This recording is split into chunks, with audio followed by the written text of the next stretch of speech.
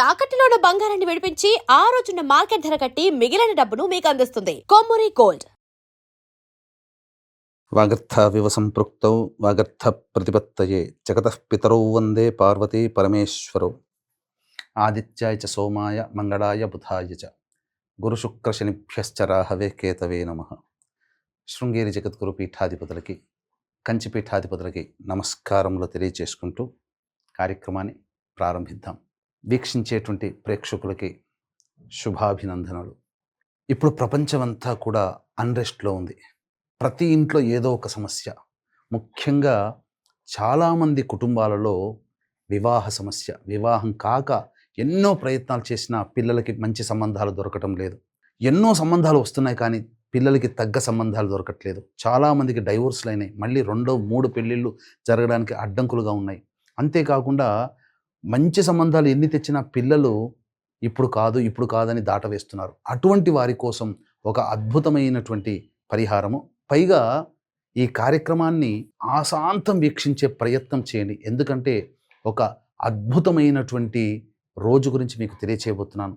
కేవలం పరమేశ్వరానుగ్రహము చేత, పరమేశ్వర సంకల్ప ప్రభావము చేత ఒక గొప్ప మహిమాన్వితమైనటువంటి రోజు గురించి ఈ మధ్యకాలంలో నేను తెలుసుకున్నాను. అనగా సంక్రాంతి సెలవుల్లో.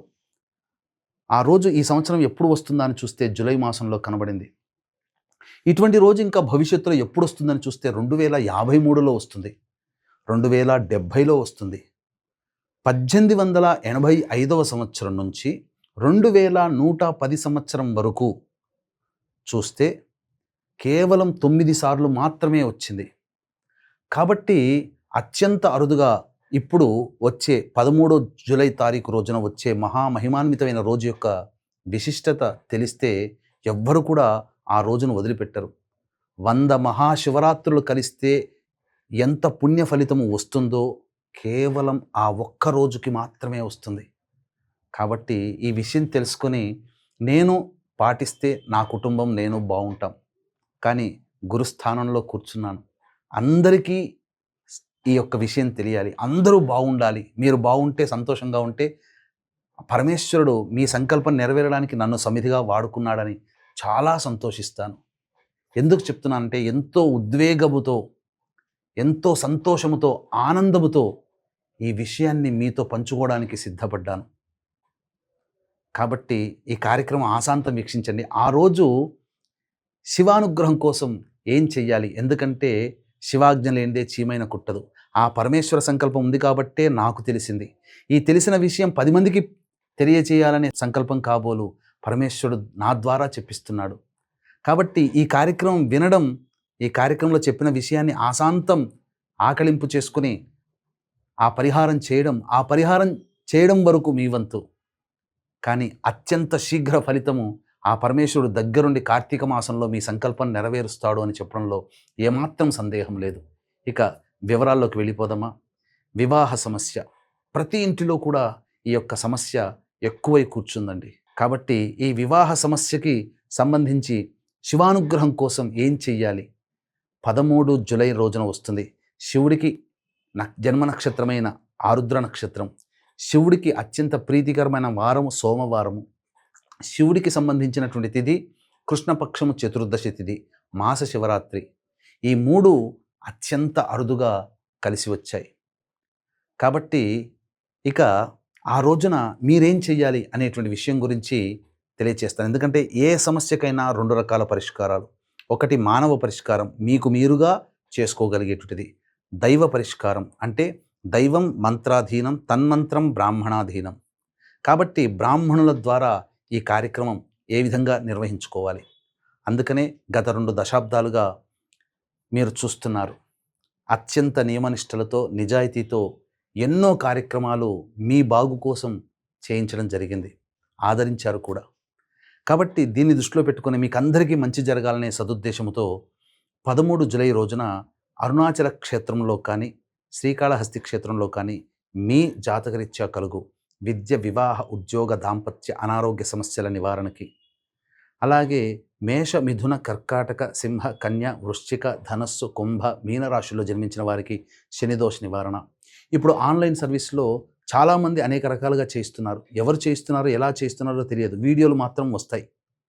కానీ ఒక వ్యక్తిగా నిబద్ధతతో 2 దశాబ్దాల కాలంగా నేను చేయిస్తున్నాను. అనేక కార్యక్రమాలు ఇప్పుడు ఇందులో ఉన్నాయి. కేవలం ఒక్క హోమమే కాదు.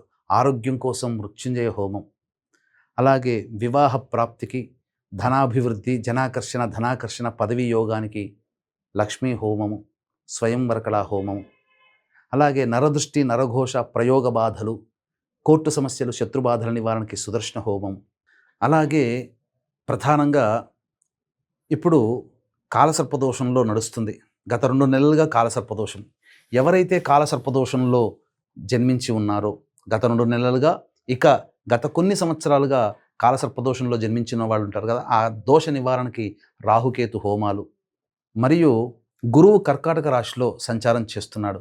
కాబట్టి మేష, వృషభ, కర్కాటక, సింహ, అలాగే ధనుస్సు, కుంభరాశుల్లో జన్మించినటువంటి వారికి ఈ యొక్క దోష ప్రభావం ఎక్కువగా ఉంటుంది, గురుదోషం. ఆ దోష నివృత్తికి గురుదోష నివారణ హోమాలు. అకాడమిక్ ఇయర్ ప్రారంభమైంది ఇప్పుడు పిల్లలకి. కాబట్టి సరస్వతి అనుగ్రహం కోసం సరస్వతి దక్షిణామూర్తి హోమాదులు, అలాగే ఉద్యోగం కోసం హోమాదులు, దాంపత్యం కోసం హోమాది కార్యక్రమాలు. ముఖ్యంగా గత జన్మ కర్మదోషాలు ఉండడం వల్ల సమస్యలు ఉంటాయి. కాబట్టి గత జన్మ కర్మదోష నివారణకి తిలసహిత రుద్రహోమం జరిపించి కరుంగలి మాల ఇవ్వడం జరుగుతుంది. ఇది అమృత ఘడియలైనటువంటి సాయంకాలం 4 గంటలకి ప్రారంభమవుతుంది 13వ తారీఖు రోజున. కాబట్టి కేవలం 54 మందికి మాత్రమే ఈ కార్యక్రమంలో అవకాశం ఉందండి.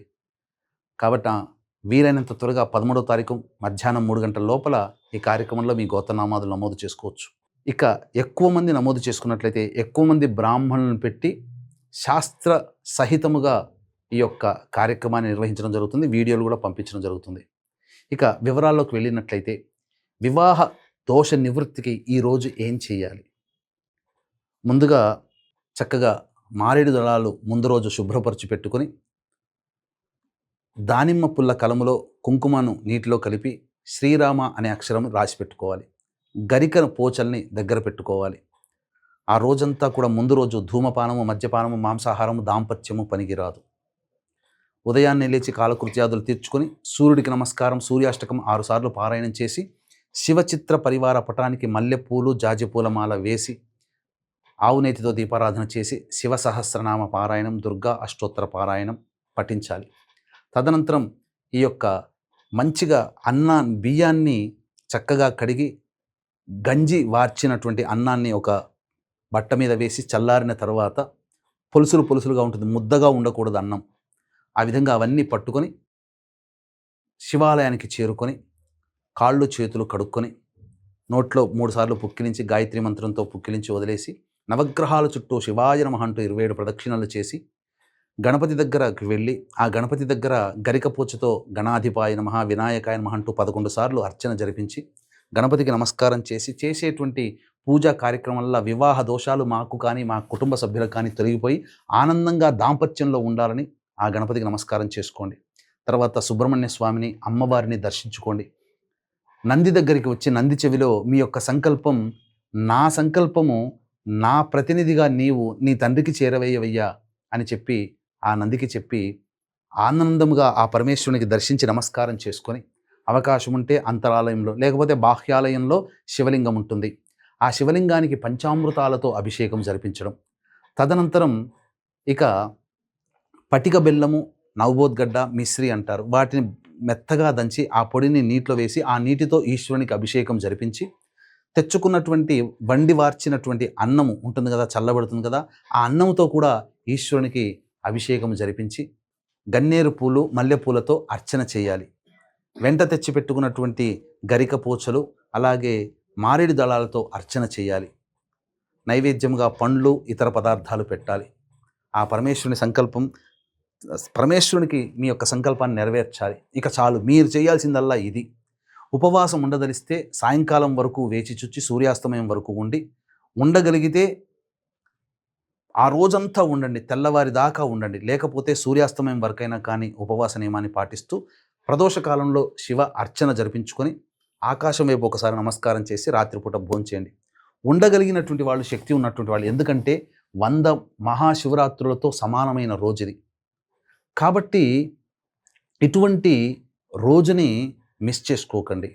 కాబట్టి ఆ రోజంతా భక్తి శ్రద్ధలతో, నామస్మరణతో, శివ మహిమ్న స్తోత్రంతో పారాయణం చేసి, ఉదయాన్నే చక్కగా కాలకృత్యాదులు తీర్చుకొని స్నానం ఆచరించి, సూర్యుడికి నమస్కారం, సూర్యాష్టకం 6 సార్లు, అలాగే ఏ విధంగానైతే చిత్ర పరివార పటానికి పూలమాల వేసి నమస్కారం చేసుకొని, శివ సహస్రనామ పారాయణం చేసుకొని, స్వామికి పండో, ఫలమో ఏదైనా కానీ నైవేద్యంగా పెట్టండి. అనాథలకి, వృద్ధులకి, వికలాంగులకి అన్నదాన కార్యక్రమాలు, తినే పదార్థాలు పంచిపెట్టి, తదనంతరం ఇంట్లో వచ్చి భోజనం చేయండి. ఇది మీరు చేయాల్సిన డ్యూటీ. ఇక ఆ పరమేశ్వరుడికే వదిలిపెట్టండి. మీ యొక్క సంకల్పం అచిరకాలంలో అనగా కార్తీక మాసం లోపల మీ సంకల్పం నెరవేరుతుంది. ఇంట్లో పెళ్లి బాజాలు మోగుతాయి. మీరందరూ సంతోషంగా ఉంటే నాకు ఎంతో సంతోషం. మీ సంకల్పం నెరవేరితే సంతోషించే వాళ్ళల్లో నేను ఒకడిని. ఎందుకంటే వివాహం కాక ఇబ్బంది పడుతున్న అబ్బాయిలు, అమ్మాయిల మనోవ్యధ, అంతకు మించిన తల్లిదండ్రుల ఆత్మ వ్యధ, బాధ తెలిసిన వాడిని. కాబట్టి ఖచ్చితంగా ఈ నియమాన్ని పాటించండి. తప్పకుండా మీ ఇంట్లో పెళ్లి బాజాలు మోగుతాయి అచిరకాలంలోనే. అవకాశం ఉంటే మన పీఠమాధ్వర్యంలో అరుణాచలంలో కానీ, లేదా కాళహస్తి క్షేత్రంలో కానీ ఆ 13వ తారీఖు జూలై రోజున సాయంకాలం 4 గంటలకి ప్రారంభమయ్యే కార్యక్రమంలో మీ వంతుగా గోత్రనామాదులు నమోదు చేసుకోండి.